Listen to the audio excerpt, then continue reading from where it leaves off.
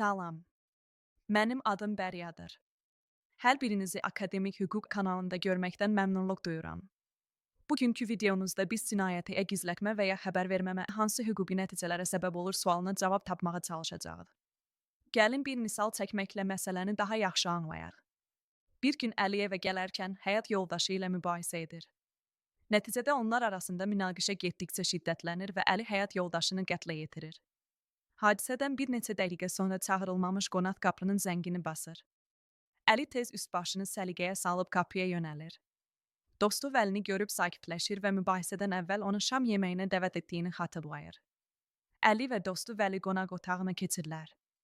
Və bir neçə saniyə keçməmiş Vəli yerdə olan cansız bədəni görüb anlayır ki, burada qətl hadisə baş verib. Və dostu Əli öz həyat yoldaşının qatilidir.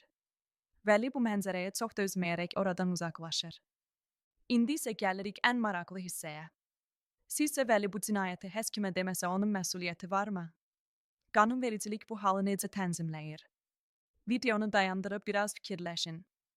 İndi isə gəlin cavab hissəsinə keçək. Azərbaycan Respublikasının Cinayət Məcəlləsinin 307-ci maddəsi ilə ağır və ya xüsusilə ağır cinayətin hazırlanmasını və ya törədilməsini bilərək həmin cinayət barəsində xəbər verməmə cinayət hesab olunur. Əlinin törətdiyi qəsdən adam öldürmə cinayəti ağır cinayət hesab olduğu üçün bu cinayəti görüb xəbər verməmə və ya qabaqcadan vəd etmədən onu gizlətmə də cinayət məsuliyyəti yaradır. Belə olan halda əgər Vəli cinayət haqqında polisə məlumat verməsə, onu da cinayət məsuliyyəti və sonda cəza gözləyir. Əlavə olaraq bildirək ki, yaxın qohumlar cinayət barəsində xəbər verməməyə görə məsuliyyətə cəlb edilə bilməzlər.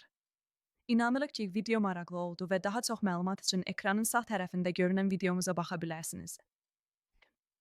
Növbəti videolarda görüşənədək.